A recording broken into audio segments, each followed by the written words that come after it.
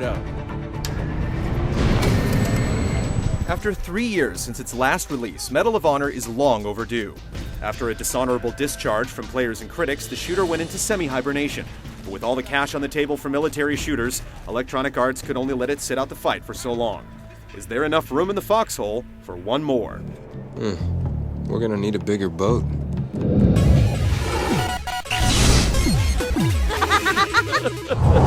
I am giving you 24 hours to get our forces into that valley.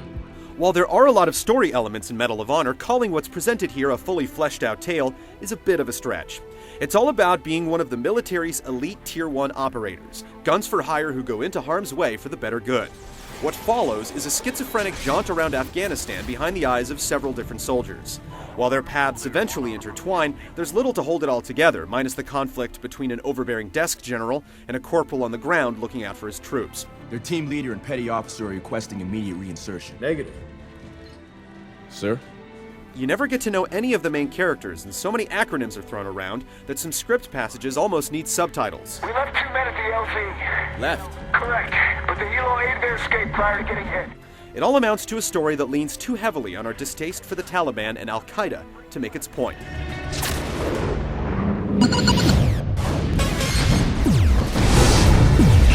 Get down! The design doc for Medal of Honor must look more like a checklist than a collection of fully realized ideas, because it follows the blueprint of far too many games before it. Go, go, go! The campaign empties the full arsenal of military objectives onto the table. 1 minute you're taking over a military facility to set up your own, and the next you're taking out dug-in militants with a sniper rifle or spotting targets for air support. Terminate. There's no shortage of variety as you pilot ATVs or helicopters in addition to the oodles of foot soldiering that's required. The levels are almost 100% linear as you shoot down a path of invisible walls from one fray to the next. Weapon variety and authenticity is a high point, with many having alternate firing methods to discover and implement. Rabbit, wait for a go. But predictable enemy placement and behavior undermines it a bit. The competitive multiplayer options for up to 24 players are just as rote as the campaign, and there are just 4 modes to choose from. Combat Mission asks your team to complete a set number of objectives as the opposition attempts to stop you.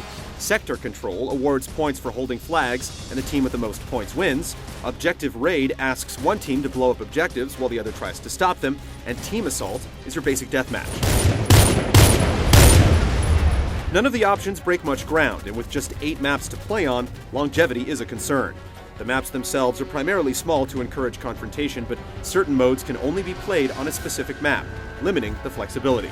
There's a 3-class system in place for the multiplayer that includes Rifleman, Sniper, and Special Ops. You can go in and customize the loadout for each, but there are limitations based on the class. You're awarded experience for completing mission goals. These points then unlock new weapons and attachments for play, while ribbons and medals are rewarded for single game or career achievements.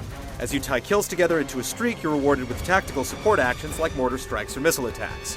They're nothing groundbreaking, but they're fun to use nonetheless. The lone design innovation is Tier 1 mode, where you try to complete campaign missions as quickly as possible with no checkpoints. You can upload your times to leaderboards, and your friends can even leave markers to show how far they've made it. It's a step in the right direction for a game that otherwise follows an already blazed trail. Roger, this is Colt 201. We seem to be taking some fire. At 4 to 5 hours, the campaign is extremely short. Tack on a run-of-the-mill multiplayer, and you have a game that reaches the status quo, but doesn't extend much beyond it. RPG, shit.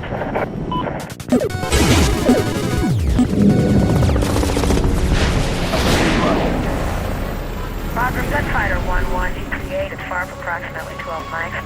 It's hard not to mention the Call of Duty franchise when reviewing games like this, and since Medal of Honor borrows the control scheme button for button, it's basically a necessity. The upside is that you can jump right in and be proficient. The downside is that it limits the gameplay's ability to leave its own mark. You get the full complement of controls, including the ability to go completely prone. One caveat is that the prone position cannot be used in multiplayer. Your mileage with this will vary, depending on how you like to play. Cover is handled a little better in that you have the ability to peek around corners to pick off enemies while limiting your exposure. It works well, even though holding a shoulder button to do it isn't ideal. The other addition is sliding into cover. In theory, it's a realistic part of combat, but the game has problems choosing which wall to slide into, which can put you in compromising situations. The ballistics engine is practically non-existent. Where you point your reticle is where your bullet lands, so you don't have to account for distance or wind. Hit detection is solid in single player, but a little finicky in multiplayer, despite the developers spending time on it after complaints arose during the beta. Enemy AI borders on moronic at times. They're more than happy to stay in one spot to get assassinated, or keep popping out of cover to be shot. Your teammates aren't much better. While they will actually drop some enemies here and there, you'll spend a lot of time waiting for them to reach mission trigger points to go forward. It's a no-go. Moving to secondary LZ. Move!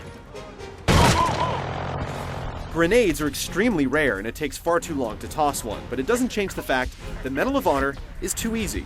On the normal setting, you almost have to intentionally compromise yourself to die. The few choke points that do exist are only there because you haven't yet memorized enemy locations. Toss in an extremely generous auto-aim, and we recommend playing it on hard for anyone who likes any semblance of a challenge. Medal of Honor features nice gameplay variety, but very little of it is done with much creativity. A few additions are hit or miss, and the lack of difficulty doesn't help extend what is a brief, but well-paced campaign.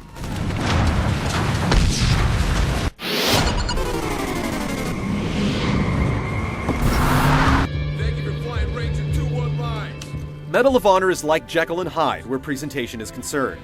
It can look great at times and completely average at others. It features a crisp, clean look, but the lighting engine is weak, providing for some rough-looking shadows. It tries to be as cinematic as possible, but many of the engine-based cinemas don't allow for any sort of camera control, which limits immersion. In multiplayer, the detail is toned down even further.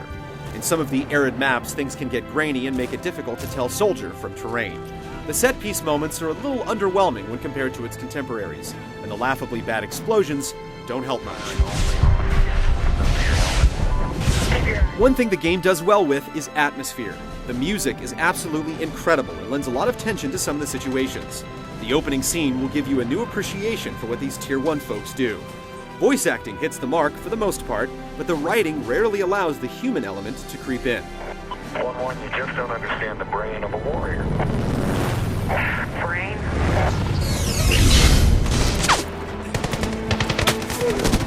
For a franchise that's been missing in action, Medal of Honor is a solid reboot that shows a lot of promise. It manages to nail the tenets of its genre, but with few trimmings. It's so blunt in its approach that it makes many other military shooters seem fantastical in comparison. And while the level of reverence shows respect for the subject matter, it's aimed a little too squarely at military buffs. You'll feel like you're painting by the numbers as you paint targets, but if you're looking for a stopgap, it's worth calling into service.